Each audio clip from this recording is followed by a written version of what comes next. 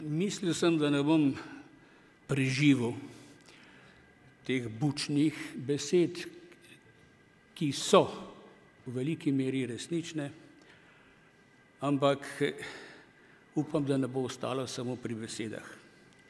Najprej vas lepo pozdravim po starem. Izraelci, možje Izraelci, ki gledate v nebo.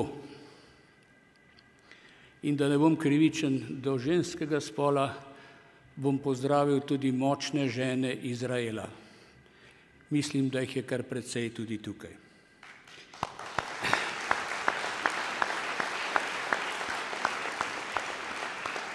Poglejte, sem v dvojni zadregi. Prvič, ker je bilo, čeprav v preveč bučni obliki, saj zame, povedano že toliko resničnih in lepih misli in besed, tako da se mi skoraj zdi, da nimam kaj dodati. Drugo pa je, zakaj pravim bučnih? Ker nekdo, ki nas posluša in sliši toliko lepega o nas, kar razglašamo sami, bo morda rekel sam pri sebi, tale dama pa preveč obljublja. No, upajmo, da ne preveč. Druga zadrega, da grem kar in medias res, je ta, da sem v zadnjem času bil izpostavljen kar mnogim soočanjem. Veliko na te teme sva rekla z mojim kolegom in prijateljem Lojzetom Peterletom na njegovem Evropskem večeru.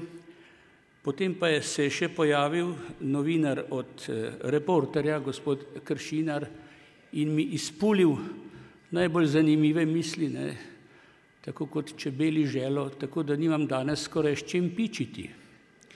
Ampak nekaj se bo še našlo.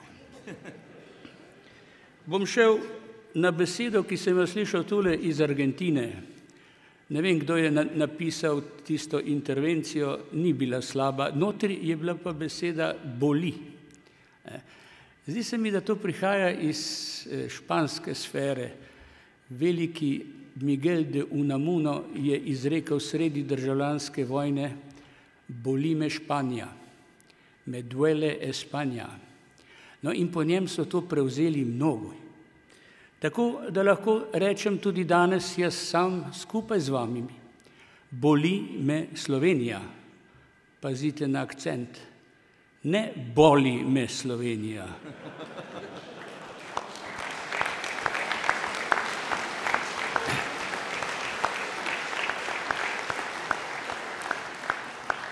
Ker mnogo je takih v naši deželi, ki vede ali ne vede, hote ali ne hote, ta akcent premikajo, kakor jim paše. Torej, nekaj o bolečini. Bolečina, kot pravijo učenjaki in znanstveniki, je neke vrste zadrgnjenost. Zadrgnjenost je ovira prostemu pretoku, tako na telesni kot na duševni ravni. Torej, ta zadrgnjenost, ki ima potem seveda razna imena.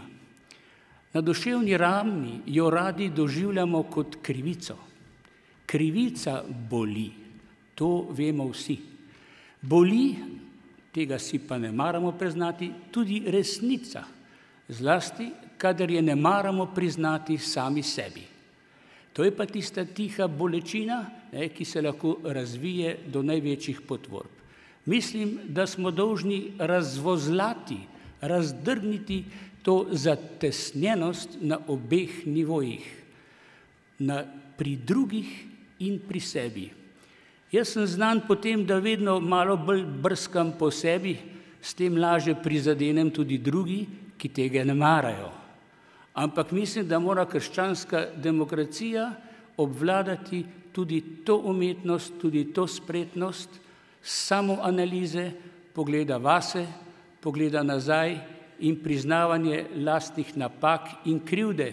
Edino tako bomo verodostojni, ne pa da si namestimo 100 zvočnikov in bobnimo po vsej deželi in še čez. To je moja, prosim, eksistencialna izkušnja. Spregovoril bom nekaj o zgodovinski zadrgi. Ta je evidentna, poslušajte. to deželo vladajo že 70 let eni in isti. Čeprav se danes sprenevedajo, da so čisto drugi, še sami, ko se gledajo v zrcalo, se ne prepoznajo, če pa se prepoznajo, pa hitro sežejo po novi barvi. Saj nisem jaz ta, ki je vladal pred 70 leti in ki ima roke, ne bom rekel krvave, do komolcev, ampak dobro, pustimo to. Tu se nam dogaja neki plasti v deželi, ki je plast krščanskih demokratov ali čisto preprosto kristjanov, se dogaja krivica, ki še danes ni razrešena. Če slišimo o dosežkih, ki jih moj prijatelj Peterle navaja za tiste 2 leti Demosa, veste, skoraj dobim solze v oči. Kako kratko je bilo to, kratko upanje, ki še temnejšo noč stori, ko ugasne, kot pravi naš veliki France Prešern. Na tisto se skoraj ne moremo sklicevati. Tudi to, prišli smo v ta podvig kot popolni amaterji. Danes me veseli, ko slišim te profesionalne govornike, njihove besede in izkušnje, to je čisto drugi nivo kot takrat leta 90. Imeli smo pa takrat nekaj, česar današnja doba ne premore, prvič eno veliko upanje in drugič še vedno bolečo, skelečo krivico za preteklost. Jaz bi tule o preteklosti tvegal nekaj besed. 20 let krščanske demokracije je vendarle neka doba. Mi smo dolžni, imamo pravico in predvsem smo dolžni, da pogledamo nazaj. Tukaj so že padle besede, zakaj je šla krščanska demokracija iz 13% na 8% in potem še na manj, dokler nismo izpadli iz parlamenta. Krivimo seveda druge, ti so hudobni. Je res, o tem bom še spregovoril, imajo vse v rokah. Ampak zagrešili smo tudi nekaj napak, morda iz nepazljivosti ali iz prevelikega idealizma, entuziazma. Vidim 2, ki sem jih že omenjal in jih bom tudi tu povedal. Ena je bila kriza voditelja, o kateri vsi veliko vemo, pa malo govorimo. To se je nadaljevalo do našega izpada iz parlamenta. Druga, o kateri še manj govorimo, ki je pa še bolj očitna, je pa tisto, kar jaz imenujem argentinska naveza. Poseg argentinskih rojakov v našo politiko, naj si bo še tako dobrodošel, z dobrimi nameni in tudi sredstvom, se je izkazal kot kontraproduktiven. Naj vas spomnim samo na prvo veliko dejanje oziroma veliki kiks, to je izguba časopisa Slovenec. To je bil prvi časopis po 40 letih totalitarnega režima na našem ozemlju. Kako lahkomiselno smo ga zapravili, s tem, da smo uvozili kot urednika nekega profesorčka iz Argentine, ki ni imel nobenega pojma, kako se vodi časopis, ni poznal dežele, ni poznal ljudi. Jaz mislim, da nam ga je podtaknila levica s cerkvenim blagoslovom, ampak to bomo bolj težko dokazali. Dejstvo je, da je šlo to po vodi in še danes nas boli glava. Tu nas pa res lahko boli za izgubo tega projekta.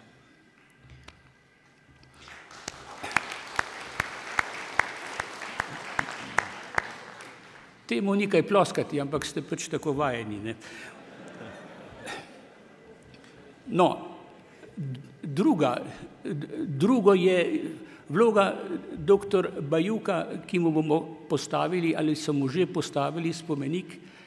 Ne vem, pozabljamo, da smo pod njegovim vodstvom izpadli iz parlamenta. Ne vem, če je v Evropi praksa, da stranka postavi spomenik nekomu, ki jo je spravil iz parlamenta ven. Pa je bil to čudovit človek. Midva sva bila prijatelja v Parizu in me je on nagovarjal, da jaz storim svojo vlogo v krščanski demokraciji, samo zato se nisem mogel odločiti. Ko je prišel v Janšovo orbito, se je dal navdušiti za tisto kratkotrajno 7-mesečno vlado, ki jo danes citiramo kot veliki dosežek. Jaz sem mu takrat lepo povedal, Andrej, če to vlado vzameš, smo izgubili naslednje volitve. Ne, je rekel Janša, ne, smo jih izgubili in še nekaj potem. Skratka, to je tisto, kar imenujem kontraproduktivnost. In vam bom dal eno lepo primero, ki je z Gorenjske, jaz imam rad Gorenjce. No, pred tolikimi desetletji je Blejsko jezero bilo umazano kot malo kdaj. No in bistre glave so sklenile, da speljajo skozi Radovno, ki je ena najbolj čistih rek v Alpah. In kaj se je zgodilo? Blejsko jezero je zacvetelo še bolj. Tudi temu ni treba ploskati. Zdaj, če se malce še naslonim na preteklost.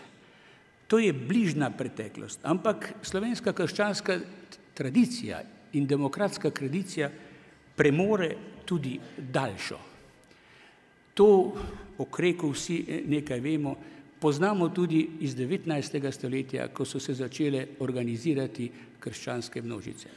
Tu bi malce opozoril na problem povezave krščanske demokracije in cerkve. O tem danes ni črhnil nihče, bodi si ne ve ali si ne upa. No, jaz bi vam osvežil v spominu, kako je nastajala krščanska demokracija. Podprl je papež Pij X, to je bil naslednik velikega Leona XIII., ampak je kmalu zatem preklical svojo podporo, ker se mu je zdelo, da krščanska demokracija, tu so prednjačili Francozi, pa Italijani, se navzema preveč svetnega duha. Skratka, postaja podobna vsem drugim, se nivelizira v demokratičnih sistemih. Rim, Vatikan pa je hotel popolno kontrolo. Skratka, krščanska demokracija mu je bila premalo zanesljiva. In je sledil kratko malo izgon. Izobčeni so bili mnogi vrli možje krščanski demokrati v Franciji, v Italiji in v drugod. Kasneje je prišlo do preobrata. Papeži, ki so sicer nezmotljivi, so videli, da se včasih tudi malo motijo. No, in so potegnili nauk iz tega in od tod razcvet krščanskih demokracij, najprej med obema vojnama, zlasti pa po vojni. Zlasti po vojni so krščanske demokracije, kot je bilo tu že rečeno, odigrale v Evropi vlogo politične hrbtenice. Recimo v Italiji, po 40 letih izgube krščanske demokracije, ki si je nadela na ščit libertas, svoboda, se je začel politični kaos, v katerem so lahko zrasli takšni šovmeni, kot je Berlusconi in zdaj nazadnje tudi Joško Čriček ali po italijansko Pepe Grillo.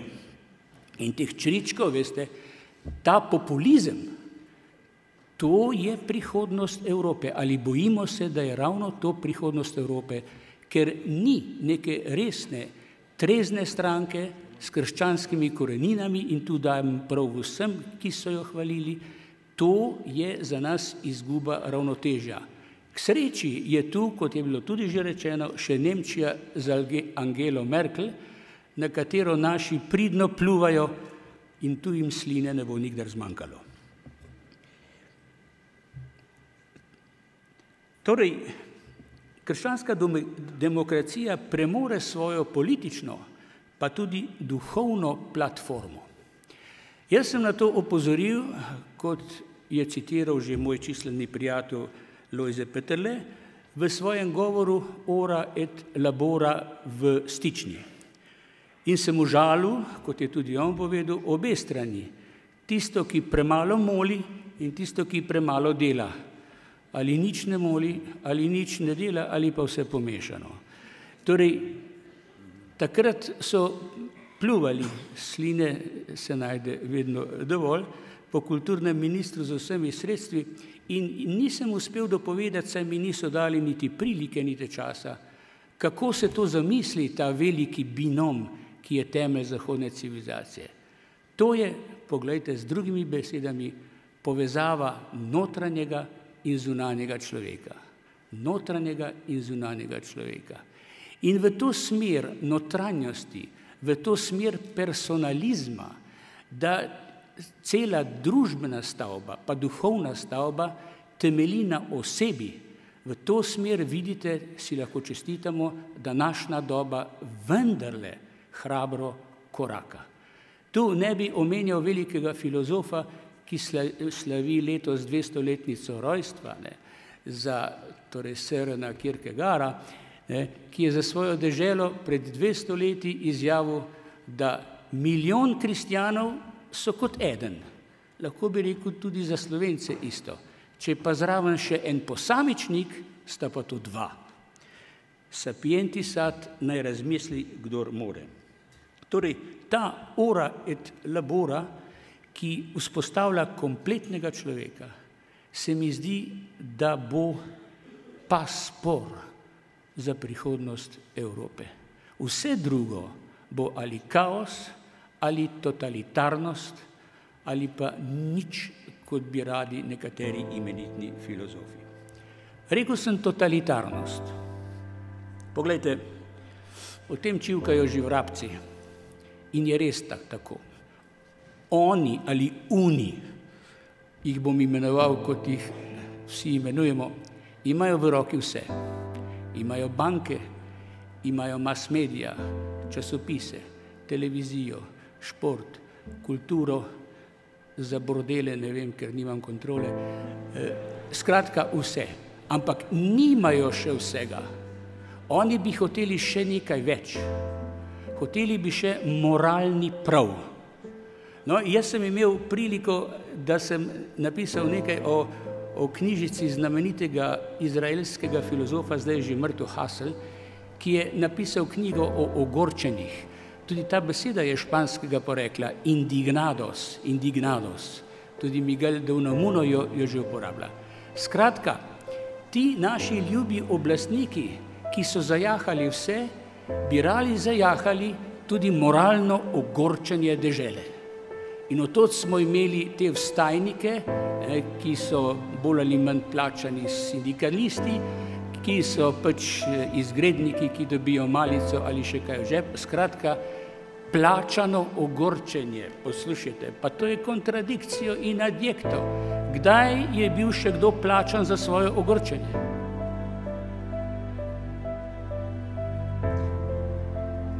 Tu pravim, ima znova krščanska demokracija možnost in tudi dolžnost, da opozori na moralno razsežnost človeškega in tudi družbenega ogorčenja.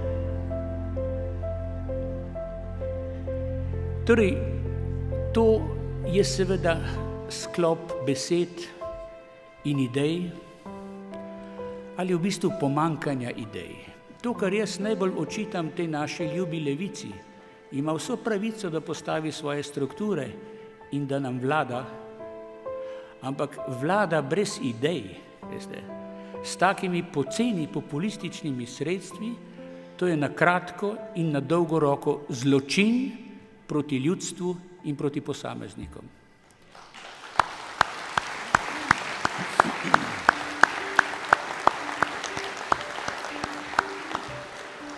Evropa se je razvila iz idej. To je že stara platonistična filozofija. V tem se razlikujemo od tretjega sveta, pa od budizma, kjer se toliko navdušujejo. In ideje imajo to čudovito lastnost, da se prevajajo v dejanja. Francoski filozof Bergson je rekel, čim več je idealizma v duši, več je realizma v delih. No, tega si ne mara nihče zapomniti, ampak nas, ki to še zagovarjamo, nas smešijo z nazadnjaki, s klerikalci, sej o Platonu so se učili bolj malo ali bolj po receptih tiste FDV, ne vedo, kaj govorijo, slutijo pa, da je v tem neka moč, da je moč v ideji. In če je ideja dobro prevedena v akcijo, za kar želim naši demokrščanski stranki pravi recept, prave ljudi in pravo moč, potem je na tem svetu marsikaj dobljeno. Ni pa svet popoln, to je pa jasno. Naši idealisti iz katoliškega tabora ga znajo še kako krepko zavoziti. Ne bom govoril o mariborskem primeru, da bi v Obešenčevi hiši govoril o vrvi, ampak to je to. Torej, problem totalitarizma in seveda tudi problem nove svobode. je bilo že rečeno, da ni samo dovolj nacionalna svoboda, da ni dovolj samo socialna svoboda, ne ene, ne druge ne bomo nikdar dosegli. V naši ljubi domovini smo nacionalno ogroženi. Omenil sem že razliko med tistimi, ki jih Slovenija boli, in med onimi, ki jih Slovenija boli. Pa jim ne bi rad delal krivice. Mnogo med njimi je požrtvovalnih, zvestih delavcev in delavk, ki so se poslovenili, ki delajo za dobro te države, ampak nekaj jim usodno manjka, od česar je odvisna usoda naše dežele, duša Slovenije ali angel Slovenije. Jaz sem to videl na neki francoski katedrali, je bil naslikan angel. Claudel ga imenuje angel Francije. Jaz bi ga dal na vrata ljubljanske stolnice. Ne namesto tistih škofovskih kap, ker danes vemo, kako je to relativno blago, ne? Škofovska kapa. Angela pa ne bi mogli tako črtati. Tudi Vatikan ne, z vso svojo avtoriteto. Dobro, znova sem omenil Vatikan. Je nujno, ker mi smo krščanski demokrati in smo v nekem smislu odvisni od sredice, od glave, od ideje, ki nam naj bi bila posredovana preko Rima. Danes se stvari spreminjajo, veste, v 20 letih se je, ne da bi mi vedeli, se je marsikaj spremenilo. Tako da se lahko vprašamo, ali je danes krščanska demokracija bolj potrebna cerkvi, ali je cerkev bolj potrebna krščanski demokraciji, ali krščanska demokracija cerkve. Zdi se, da je zdaj rahla prednost in poklic na naši strani, na strani laikov, ker tudi Rim doživlja neko krizo, ki jo vidimo zgolj na zunaj, ampak ki je bistvena. Bistven premik se je izvršil s tem simpatičnim čudakom, ki si je nadel naslov Frančiška in ga skuša tudi posnemati. Dal bom samo en primer, da boste imeli o čem razmišljati. Poglejte, skozi 1000 let je trajala borba za papeško državo, za teritorij, za oblast, za lastnino, za denar. Potem so papeže sredi 19. leta stisnili v Vatikan in papež se je 70 let imel za vatikanskega ujetnika, pa je vendar tam nekaj hektarov in ta sijajna palača. In pri vsej svoji nezmotljivosti papeži niso predvidevali dneva, ko bo izvoljen tak na Petrovem prestolu, da ne bo maral niti spati v Vatikanu in da si bo kuhal sam.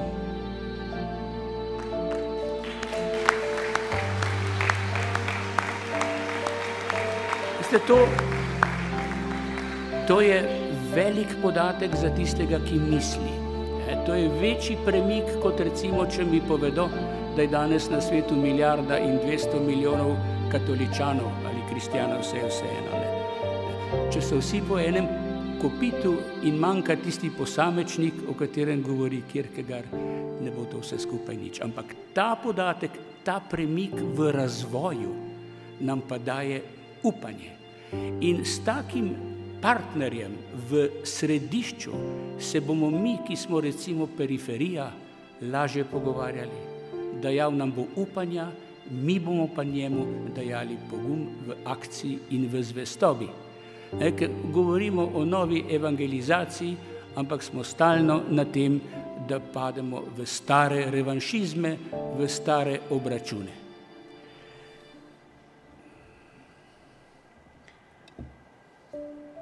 Torej, vprašanje svobode, še eno reč bom navrgel. Vprašanje svobode, v bistvu, od česa smo mi odvisni, ali smo res osvobojeni. Odgovor je, postali smo znova, kot že tolikokrat, sužnji denarja. Denar je tisti, ki vlada, to je najstarejša maksima, in danes je ta kapital tako prefrigan, tako težko ulovljiv, tako nam je prenical v vse pore naših duš, da ga je nemogoče zagrabiti in vendar je tukaj vse prisoten in zasužnjuje tudi najbolj krščanske, najbolj idealistične, najbolj katoliške duše. Že omenjeni Kierkegaard ima v svoji knjigi Vzklik penge, penge, penge. Jaz še nisem znal dansko, pa sem takoj ugotavljal, kaj je to. To je denar. Ne? Skratka, to je tisto, kar vlada in na to je ta veliki danec opozoril, da je to velika poneverba tistega pravega plačevanja med ljudmi, pravega zadolževanja med ljudmi, ki mora biti v ljubezni. Zadolžujmo se, pravi, v ljubezni, ne v denarju, ne v kakršnikoli drugi valuti, ki stremi samo za tem, da te poplača. Ljubezen pa je taka, ki ne želi plačila, ki noče plačila, ker brž, ko je poplačana, se zmanjša in usahne. Tega ne razume vsak, ampak če razmislimo, če globoko razmislimo, je to. Civilizacija, ki naj bo osnovana na ljubezni, ali družba, ali država, take ni. Sanjali so o Božji državi, predpisovali so jo z vsemi sredstvi, ampak tega osnovnega principa, da se drug do drugega zadolžujemo v ljubezni in nikdar ne zahtevamo povečila. Skratka, ta popolni antisistem kreditiranja, tega ni.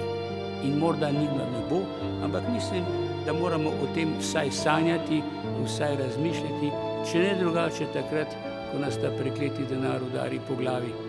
Nas je in nas še bo.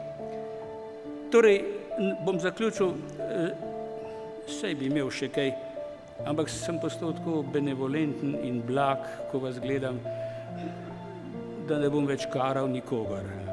Hotel sem še udariti po Argentini, pa hvala Bogu, pa ne bom. Poglejte, SKD je potrebna, to smo tu vsi slišali. Jaz pravim, če ne bi bilo...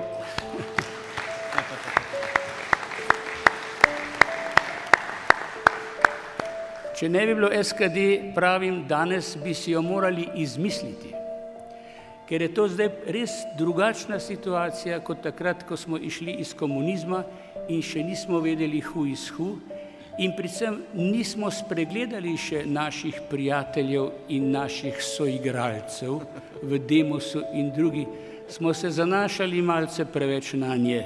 Danes vemo, da se lahko zanašamo samo nase, na svoje sile, predvsem pa na to bogato tradicijo, ki so nam jo zapustili predniki in ki je mi ne smemo zapraviti, pa naj imamo 5% ali 10 ali 20.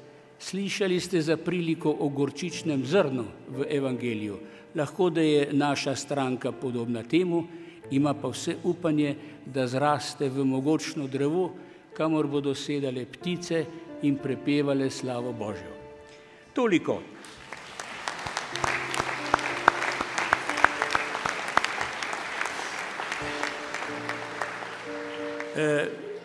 Seveda, rešitev je pa, oziroma v konkretnem delu, vidim z veseljem, kako pod vodstvom sedanje predsednice krščanska demokracija vešče plete mreže in organe v naši ljubi Sloveniji, kako nas predstavlja v parlamentu in želim vse najboljše tej garnituri in jih opominjam na tisti znameniti nasvet angleškega Cromwella, saj verjetno poznate, treba je zaupati v Boga in imeti smodnik suh.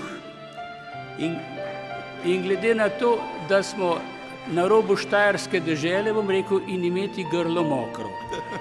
Upam, da se bo kaj storilo v ta namen. Hvala lepa.